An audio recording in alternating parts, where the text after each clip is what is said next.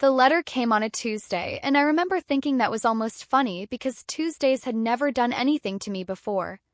I was sitting in my car outside a Wells Fargo branch on East Boulevard in Charlotte, engine off, air conditioning dying with it, holding a mortgage pre-approval denial in my hand and reading the word delinquent 7 times in a row like it might rearrange itself into something else if I just stared hard enough. $47,211. That was the number. Spread across 4 credit accounts and 1 auto loan, all opened in my name, all delinquent, none of which I had ever signed for. I am a forensic accountant. I have spent 11 years finding the exact moment a number stops telling the truth. I have sat across from CFOs and watched their faces change when I slid a spreadsheet toward them and said, "This entry, right here, this is where it starts." I know what fraud looks like on paper before most people even know what the word means. And I was looking at my own life through that same lens for the first time, and what I saw made my hands go cold in 90-degree heat. Called the number on the letter. A woman with a tired, kind voice pulled up the accounts and read me a list of retailers I had never shopped at, a car loan for a Honda Pilot I had never driven, and an address history that included an apartment on Redmond Road I had never lived in. She asked me gently if I wanted to file an identity theft report. I said I needed to think about it. I already knew whose signature was on those applications. I didn't need a handwriting expert. I had watched that signature my whole life, on birthday cards, on permission slips, on the bottom of a mortgage document I helped her read through when I was 26 because she said the font was too small. My mother's signature. Forged just enough to pass, exactly the way someone forges a signature when they've had 30 years of muscle memory copying the same 6 letters. I drove straight to her house. Not home. Her house. I had stopped calling it home around the time I turned 30, though I couldn't have told you the exact day it happened, the way you can't tell you the exact day a bruise stops hurting when you press it. She was in the kitchen when I walked in, unannounced, the screen door banging behind me the way it always did no matter how gently you tried to close it. She was making sweet tea, humming, and when she saw my face she set the pitcher down very carefully, the way you set something down when you already know it's about to break anyway. "Dana," she said. "You look like you saw a ghost." I put the letter on the counter between us. Didn't say anything. Just slid it toward her the way I slide evidence toward people who are about to lie to me for a living. She read it. I watched her read it. I have interviewed enough people accused of financial crimes to know the difference between someone reading bad news for the first time and someone reading bad news they had been waiting years to have to explain. Her eyes didn't widen. Her breath didn't catch. She just got very still the way a deer gets still, calculating whether running is still an option. "I can explain," she said. "Then explain." And here is the sentence that took the floor out from under me. Not the $47,000. Not the fake apartment or the Honda Pilot I never drove. This sentence. "I always knew you were the strong one, Dana. That's why I never worried about doing this to you." I want you to sit with that for a second because I had to. She wasn't confessing. She was explaining her reasoning, like a woman defending a budgeting decision, like she'd chosen the sturdier chair to sit an extra 50 pounds on because she trusted the joints wouldn't crack. I didn't scream. I want to be honest about that because in the version of this story people expect, I throw the pitcher of sweet tea against the wall and my mother cries and somebody's neighbor calls the police. That's not what happened. What happened is I picked the letter back up, folded it along its original crease and said, "How long? Does it matter?" "How long, Mom?" She looked at the pitcher, not at me. "Since Melissa started nursing school. Melissa finished nursing school 12 years ago." I walked out. I didn't slam the screen door. I let it bang the way it always banged because slamming it would have meant I was still trying to make a point to someone in that house and I wasn't anymore. I sat in my car in her driveway for 11 minutes, I know because I looked at the clock when I got in and again when I finally turned the key, and in that time I decided 2 things. I was not going to explode. And I was never going to be the strong one for free again. But that Tuesday wasn't really where this story starts. That was just the day the bill finally arrived for something that had been accumulating my whole life. To understand how a mother spends 12 years building $30,000 of strangers' debt onto her own daughter's back and can say the sentence she said to me without blinking, you have to go back. You have to understand who I was to that family before you can understand what they were willing to spend me on.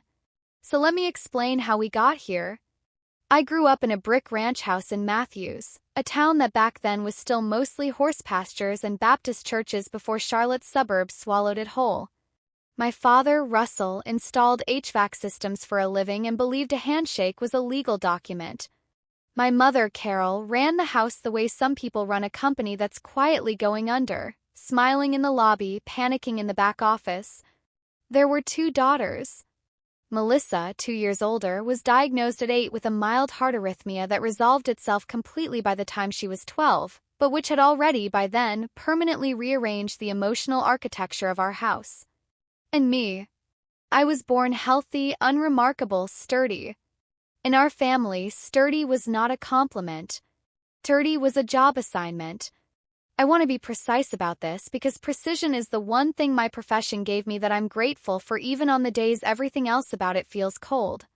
My mother did not hate me. I need you to understand that because this isn't a story about a woman who despised her daughter. Something worse in its way because it's so much more common. She loved me the way you love a tool you rely on. She was proud of me the way you're proud of a car that's never once needed a jump start. And she spent Melissa's whole childhood terrified that the girl with the once fragile heart might shatter if the world touched her too roughly. And she spent my whole childhood absolutely certain that nothing could break me, so nothing about how she treated me needed to be gentle. By the time I was 9, I was making my own school lunches and Melissa's too, because Mom said I just had a knack for it. By 11, I was doing my own laundry, then hers, because you're better at reading the tags, sweetheart. By 14, I had a system, color-coded folders for report cards, bills, doctor's appointments, that I built not because anyone asked me to, but because I had figured out the way a child figures out anything that keeps the peace, that a house running smoothly was a house where nobody yelled, and I had apparently been elected the person in charge of smooth. Melissa, meanwhile, got the soft version of everything. Softer curfews. Softer consequences. A car for her 16th birthday, a Honda Civic, cherry red, paid for outright, while I got a hand-me-down bicycle 2 years later with the explanation that, you're so responsible you'll figure out a way to save up. I did. I worked at a frozen yogurt shop for 2 years and bought a used Corolla with 94,000 miles on it, and I remember being genuinely stupidly proud of that car because nobody had given it to me. I didn't understand yet that the pride I felt was doing a job my parents should have been doing. I was learning to love myself for surviving conditions that shouldn't have existed in the first place, and calling that love resilience. That's the belief I carried out of that house and into my whole adult life, the one I didn't have language for until much later, sitting across from a therapist named Renata who asked me a question I couldn't answer for almost a full minute. She asked, "What do you think would happen if you stopped being useful to your family?" And I opened my mouth and nothing came out because some part of me, some old, tired 9-year-old part of me making lunches at a kitchen counter she could barely see over, genuinely believed the answer was, they would stop loving me. Not gradually. Immediately. Like a light switch. I thought being useful meant being loved. That was the whole engine underneath everything I'm about to tell you. I went to UNC Charlotte for accounting, not because I found the profession romantic. Nobody grows up dreaming of forensic auditing, but because numbers were the first language I ever found that didn't lie to me the way people in my family sometimes did. A number is what it is. 7 doesn't have a good day and decide to be 9. A ledger either balances or it tells you exactly where it doesn't, and it doesn't do it to hurt your feelings, it does it because that's the only thing a ledger is capable of doing. I found that unbearably comforting. I still do. I specialized in fraud examination almost by accident, taking an elective my senior year taught by a retired FBI financial crimes agent who talked about forensic accounting the way other professors talked about poetry. He used to say fraud isn't really about money. Money's just the residue. Fraud is about a story someone tells to make an uncomfortable truth disappear, and our job is to find where the story and the numbers stop agreeing with each other. I didn't know it yet, sitting in that lecture hall with a legal pad and a coffee that had gone cold an hour earlier, but I was about to spend the next decade of my life doing exactly that to strangers for a paycheck, and then discover I'd been living inside one my whole childhood for free. By 29, I was a senior fraud examiner at a regional firm downtown, the kind of job where I got called in after companies already suspected something was wrong and needed someone to prove it quietly before it became a headline. I was good at it. I was patient in a way most people in finance aren't, because most fraud isn't a single dramatic theft, it's 1,000 small, reasonable-sounding withdrawals that only look monstrous once you line them all up next to each other on a timeline. I had a gift, it turned out, for lining things up. I want to tell you about my sister now, because she is not the villain of this story in the way you might be expecting, and if I let you believe she is, I'd be lying to you the same way I spent years refusing to lie to a spreadsheet. Melissa is warm. Genuinely, exhaustingly warm, the kind of person who remembers the name of your dentist's dog. She became a nurse, then a pediatric nurse, and by every account she is good at that job, gentle with frightened children in a way I don't think I could ever manage. I don't believe, even now, that Melissa understood the full shape of what our mother was doing on her behalf. I think Melissa understood something smaller and more selfish and more human, that things were easier for her than they were for me, and that asking too many questions about why might have required her to give some of that ease back. The request started small, the way these things always do, and that's the part one needs you to really sit with, because if my mother had walked up to me at 22 and said, "I'm going to spend the next 12 years quietly stealing your credit identity to fund your sister's life," I would have called the police that day. Nobody does that. What they do instead is ask you for $400 toward a security deposit because Melissa's roommate situation fell through, and you give it to them because $400 feels like nothing compared to the alternative, which is your sister sleeping in her car probably, and what kind of person makes their sister sleep in her car? Then it's co-signing a lease at 24 because Melissa's credit just needs a little more history.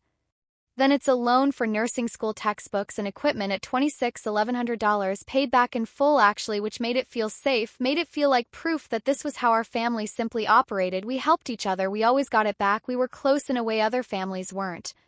Then it's co-signing her first car loan at 28 because her Civic finally died and you have the better credit score, sweetheart, it's just a formality.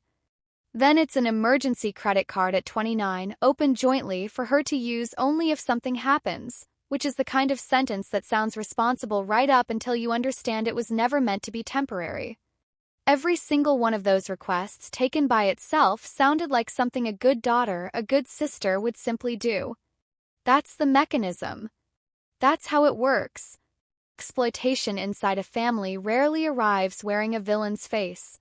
It arrives wearing the face of an emergency over and over until the emergencies start to look suspiciously well-timed, and by the time you notice the pattern, you've already spent a decade being the answer to it. I didn't notice the pattern for a long time because I was busy being proud of myself. That's the cruelest part of the whole architecture, if I'm honest. I mistook my own exploitation for evidence of my strength. Every check I wrote, every form I co-signed felt like proof that I was capable, dependable, the daughter who held things together. I built an entire identity out of being the load-bearing wall in a house that never once thanked the wall for standing. Somewhere in there, my father died. Congestive heart failure, 4 years before that Tuesday in the Wells Fargo parking lot, quick at the end even if it wasn't quick getting there. I was the one who found the funeral home, negotiated the casket price down $800 because I noticed a line item error in their quote, the kind of thing you'd only catch if reading contracts for fraud was already how your brain worked. I was the one who organized his tools in the garage into labeled bins because I couldn't organize my grief, but I could organize a garage, and some part of me thought if I got the garage right, the grief might follow the same logic. He left me one thing outright, in a will that otherwise split everything evenly between Melissa and me. His watch, a plain steel Seiko he'd worn every day of my childhood, the crystal scratched from 30 years of HVAC crawl spaces. The note attached, in his handwriting, said, "For the one who always checked my math." I wore it to his funeral, and I have worn it, on and off, most days since. I didn't understand yet how much I would come to need it as evidence, not of fraud, but of the fact that at least one person in that house had actually seen me. There's a second object I should tell you about now because it matters later, and I promised myself I'd give you everything in the order I actually learned it, not the order that makes me look wisest. My grandmother, my mother's mother, had a silver charm bracelet, delicate, old, with 6 small charms, A thimble, a rose, a tiny house, a bird, a book, and a heart that she used to let me try on when I was small, sitting on her porch in Concord while she told me the bracelet would be mine someday because I was the one who'd actually take care of it. She died when I was 17. At the reading of her modest estate, my mother took the bracelet to hold on to for safekeeping. I didn't think much of it at the time. Grief does that. It makes you generous with things you'll later wish you'd asked more questions about. Now here is where the story turns, because up until this point everything I've told you could still, charitably, be called a family being a little unbalanced, a little unfair, nothing criminal, nothing that would hold up in any courtroom except the one in my chest. What happened next is where it stopped being unfair and became something with a legal name. 2 years before the letter, Melissa decided to open a restaurant. Not a wild idea on paper. She'd worked front of house through nursing school, she had a business partner with actual culinary credentials, and Charlotte's food scene was genuinely booming in the neighborhoods east of Uptown. She needed $40,000 in startup capital that the bank wouldn't extend on her credit alone, since her score, even after everything, was still shakier than it should have been for someone who'd supposedly been managing her own accounts responsibly for over a decade. My mother came to me, this was 18 months before that Tuesday, and asked me to co-sign a business loan. I said no. I want you to understand how significant that was because it was, as far as I can remember, the very first time in my life I had refused my mother anything directly out loud to her face without offering an apology attached to the refusal like a bandage. I told her I'd helped enough. I told her a restaurant was a genuinely risky business and I wasn't willing to put my name on that kind of exposure. I told her gently that Melissa was 31 years old and needed to build her own financial history the hard way, the way I had. My mother's face did something I'd never seen it do before. It wasn't sadness. It was closer to disbelief, the particular disbelief of someone watching a tool refuse to be a tool anymore. After everything this family has done for you, she said, you can't do this one thing for your sister? That sentence deserves to sit there a moment because I have thought about it more than almost anything else anyone has ever said to me. This family, which had never once helped me buy a car, pay for a class, or co-sign a lease, which had celebrated Melissa's every milestone with a party and marked mine with a card that said "proud of you" in my mother's handwriting on the outside and nothing at all on the inside. This family, according to my mother, had done everything for me, and I owed it a debt I could only repay by handing my financial life to a business that failed within 14 months. I said no again. I left. And within a family that had spent 30 years mistaking my competence for consent, that no landed like a betrayal of biblical proportions. The gossip started within a week. My Aunt Patrice, my mother's sister, called me to check in, which in our family has never once meant what it sounds like it means. She told me she'd heard I'd turned my back on Melissa in her time of need. She told me family was supposed to stick together, that blood was supposed to mean something, that she hoped I knew what I was doing. I sat on my back porch with the phone against my ear and realized, with a strange, cold clarity that felt almost like relief, that nobody in that call had once asked me why I'd said no. Not one person wanted the reason. They only wanted the outcome reversed. My cousin Whitney, Patrice's daughter, texted me a paragraph about how everyone was talking about it at a family cookout I hadn't been invited to. My mother started a group text with extended family that somehow, in its opening message, described me as someone who had always struggled to be close to people, which was an interesting rewrite of a childhood in which I had done nearly everyone's laundry. Melissa's restaurant opened anyway, funded, I would learn much later, not through a bank loan at all, but through 4 different retail credit lines and one auto-adjacent loan opened under my social security number, my date of birth, and a forged version of my signature that my mother had apparently practiced enough times to make convincing. She hadn't asked me a second time because she had stopped needing my permission the moment I said no. She had simply become me on paper for the purposes that mattered. I didn't know any of that yet, sitting on my porch getting lectured about blood by my aunt.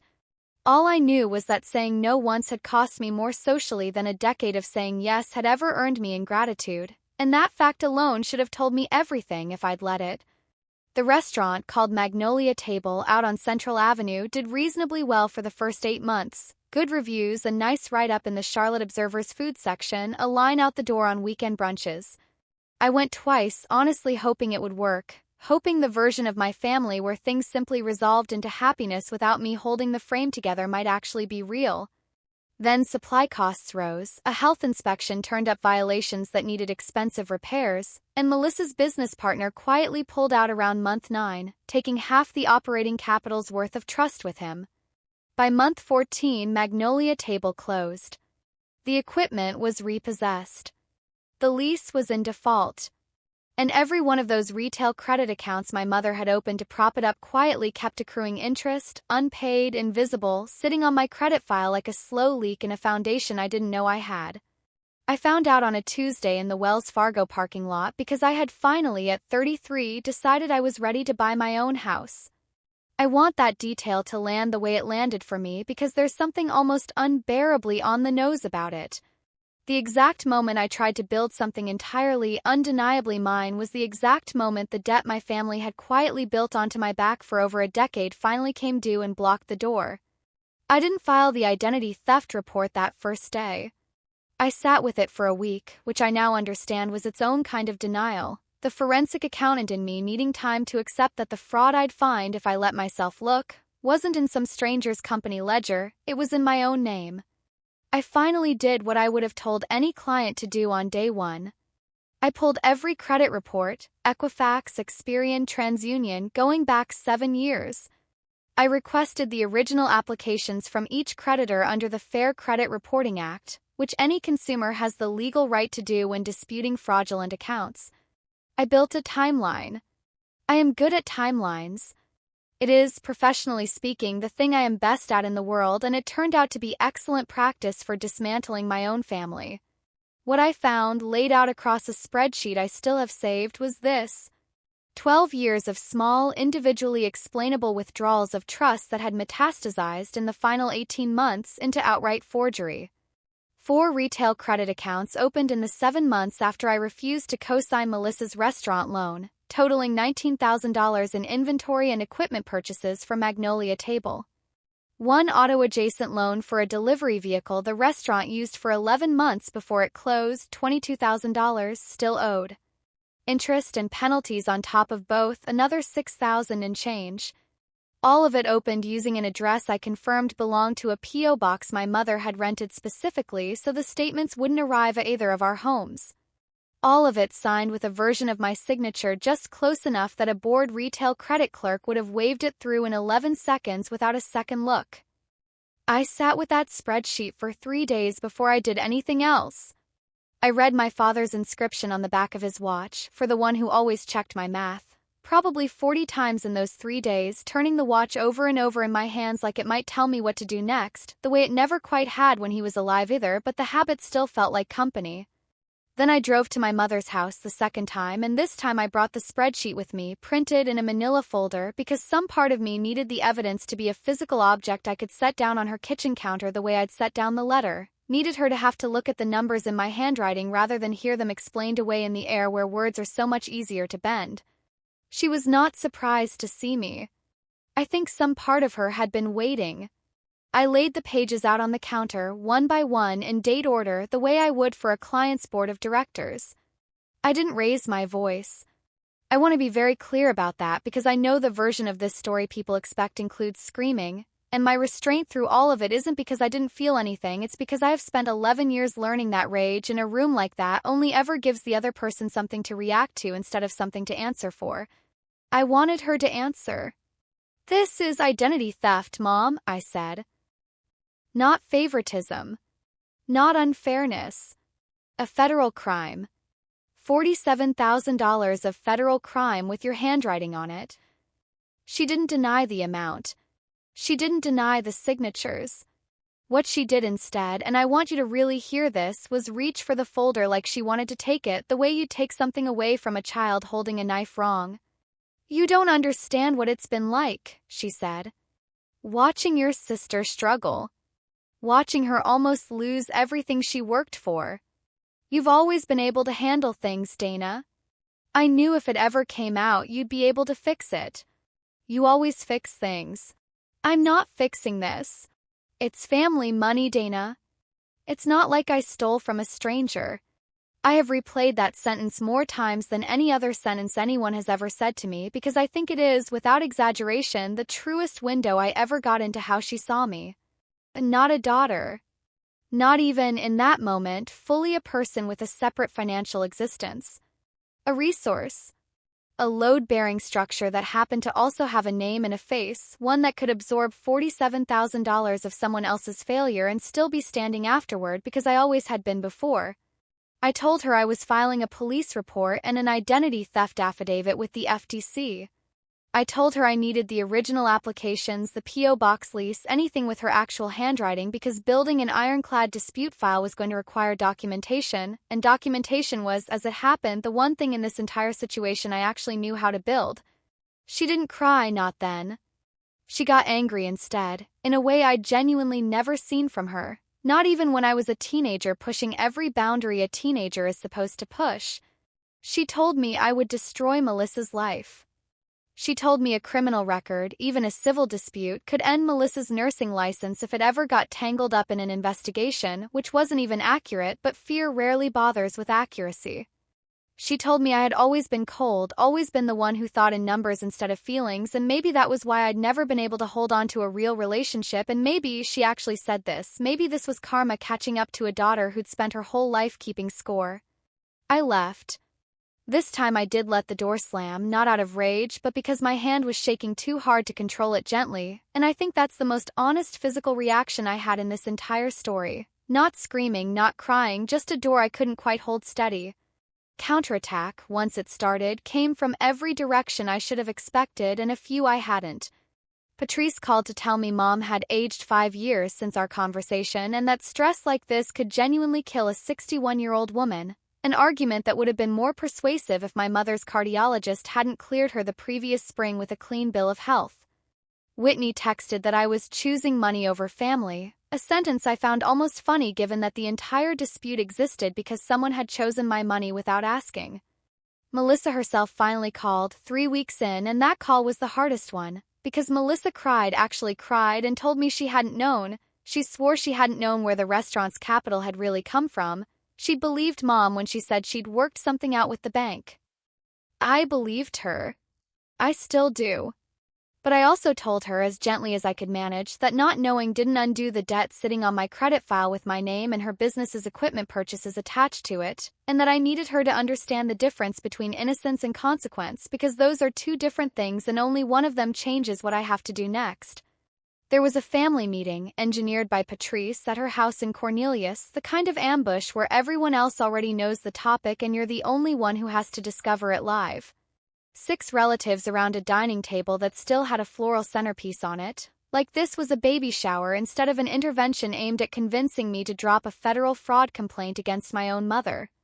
My Uncle Gary, who I'd maybe spoken 40 words to in my entire adult life, told me that in this family we handle things privately, which struck me as a remarkable thing to say to the one person who had, for over a decade, handled almost everything privately on this family's behalf.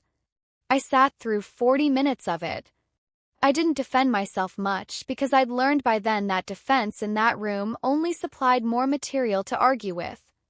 I mostly listened and took notes, actual notes, on my phone because some habits don't turn off just because the room is family instead of a courtroom, and because I suspected, correctly as it turned out, that someone in that room would later claim I'd said something I hadn't. 2 days after that meeting, my mother sent a text that read in full, "Melissa is having a hard time. Please stop this before you destroy your sister." No apology. No accounting of the $47,000. Just my sister's difficulty, offered up again as the currency I was supposed to accept in place of the one that had actually been stolen. I filed the FTC identity theft report that week. I filed a police report with the Charlotte-Mecklenburg Police Department's Financial Crimes Unit, which, as anyone who has done this can tell you, moves slowly and treats family-perpetrated fraud with a kind of institutional weariness that makes you feel at times like you're the unreasonable one for bringing it in. I disputed every account with all 3 credit bureaus, attaching the identity theft affidavit and the police report number to each one, a process that took 11 weeks and roughly 40 hours of my own unpaid labor.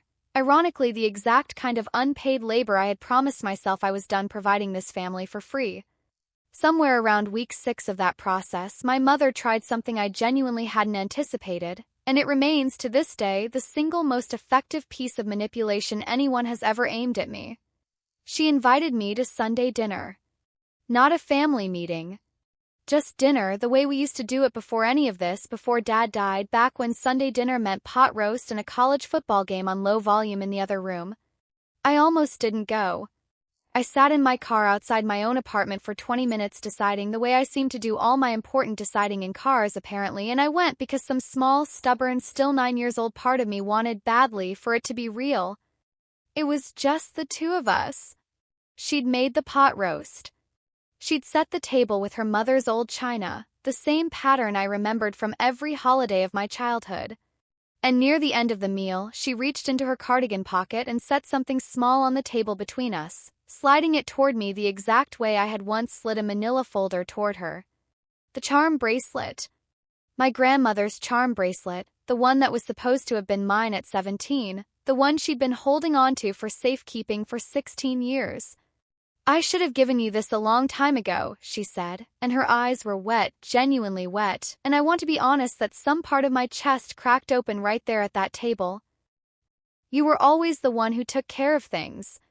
I think I forgot to take care of you back." I picked up the bracelet. I felt the 6 small charms under my thumb, the thimble, the rose, the tiny house, exactly as I remembered them from my grandmother's porch. For a moment, I let myself believe this was simply an apology, unconditional, overdue, real. Then she said the rest of it. "I need you to drop the credit bureau disputes, Dana. Just tell them it was a family arrangement, that you authorized it. If it stays open as fraud, the bank's lawyer said it could pull Melissa into a federal investigation over misuse of funds for the restaurant, and I can't." Her voice caught, and I genuinely don't know even now whether that catch was real or rehearsed, and that uncertainty is its own kind of wound. I can't lose both my daughters over this. There it was. The bracelet wasn't an apology. It was a payment, offered in advance, for a withdrawal she was about to make from whatever was left of me. I sat very still. I turned the bracelet over in my palm. And I thought about my father's watch, sitting on my wrist under my sleeve, for the one who always checked my math, and I understood, with a clarity that felt almost merciful, that my mother had just handed me the clearest evidence of the entire case. Not on paper this time, but spoken out loud, unprompted, a direct request that I falsify a federal identity theft claim to protect her from the consequences of having filed it in the first place. "Say that again," I said. "Dana." "Say it again. Slowly. I want to make sure I understand exactly what you're asking me to do." She didn't say it again. She didn't need to. We both knew I'd heard it the first time, and we both knew in that silence that something had finally completely ended. I put the bracelet in my pocket. Not as an acceptance of the deal. As mine, finally 17 years late, mine with no conditions attached, because I had decided in that exact second that I was done letting anyone assign a price to the things that were supposed to have simply been given to me. "I'm not dropping the disputes," I said. "And I'm not lying to a federal agency to protect you from a crime you chose to commit. I love you." That's actually still true, which surprises me more than it probably should. But I'm not going to keep paying for it. I left that house for what I understood. Walking out might be the last time I ever would. I want to tell you what happened over the following months because the ending of this story isn't a single dramatic scene, it's a series of quieter ones, and I think those are the ones that actually matter. Credit bureau disputes resolved in my favor. All 5 accounts were removed from my credit file, backdated, once the identity theft affidavit and police report were fully processed. Took in total about 4 months, and I will spare you the exact bureaucratic tedium of that process except to say that being right on paper in a system built to verify paper is a strange kind of comfort, quiet, unglamorous, and completely different from the kind of vindication you picture as a kid. My mother was never criminally charged. The bank, once I explained the fraud and provided the affidavit, chose to write off the debt as a loss rather than pursue prosecution against a 61-year-old woman with no criminal history, which I understood professionally, even as it left something unresolved in me personally that I'm still working through with Renata on Thursdays at 4. Melissa's nursing license was never touched by any of it, which mattered to me more than I expected it to. Magnolia Table's remaining debts were eventually settled by my mother directly, in payments I know nothing about and asked to know nothing about because that particular ledger finally was no longer mine to balance. My mother and I speak now occasionally carefully the way you speak to someone after a surgery neither of you is fully recovered from.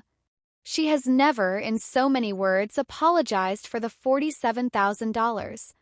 What she did say once on the phone last spring unprompted was this: "I used to think loving you meant I didn't have to worry about you. I don't think I understood that not worrying about someone isn't the same as taking care of them. It isn't the apology I once thought I needed." It's closer to an honest sentence than almost anything she'd said to me in 30 years, and I've learned to let honest sentences count for something, even incomplete ones. Melissa and I are slowly rebuilding something on different terms than before. She works per diem shifts now at a children's hospital in Huntsville, and last winter she paid me back, unprompted, $1,100, not the $47,000, not close to it, but the exact amount of that first textbook loan from years ago, the one that started this whole pattern by actually getting paid back and teaching me the pattern was safe. She said she wanted to start somewhere and that the number felt important to her symbolically, and I understood exactly what she meant because I am, after everything, still a person who believes numbers can mean something beyond their arithmetic. I bought the house. Not the same one I was denied for that Tuesday. A different one, smaller, on a quiet street off Monroe Road, closed on it 5 months after the disputes cleared, using nothing but my own credit history and my own money, for what I think was the first time in my adult life that a major financial decision belonged entirely uncomplicatedly to me. I keep my father's watch in a small dish by the front door now, where I see it every morning, and I wear my grandmother's charm bracelet sometimes, not every day, but on days when I need the reminder that some inheritances are supposed to arrive without a price tag attached, and that it had simply taken 34 years for one of mine to finally show up that way. If you've ever been the one everyone calls when something goes wrong, the fixer, the responsible one, the daughter or son who somehow became the family's emergency fund without ever agreeing to the job, I don't think I have to explain to you what any of this cost. I think you already know. What I tell you, if you're still in the middle of it, is that being trusted to hold everyone else's weight is not the same thing as being loved, no matter how much it can feel that way when you're the one holding it. I spent 30 years believing usefulness was the price of belonging in that family. Took a $47,000 bill with my own name forged onto it to finally teach me the difference between being needed and being valued, and I wouldn't wish that particular tuition on anyone, but I'm not sure, honestly, that I would have learned it any gentler way. I still check my own credit report every quarter now, out of habit as much as caution. Every single time before I look at the numbers, I glance at my wrist first, at a scratched steel watch that's kept better time on who I am than almost anyone in my family ever did, and then I look at the numbers because the numbers, unlike people, have never once needed me to be strong for free. If this story sounds like your family or like someone else's you already have in mind, tell me in the comments. I'd like to know I'm not the only one who had to become an expert in fraud to finally recognize it happening in my own kitchen.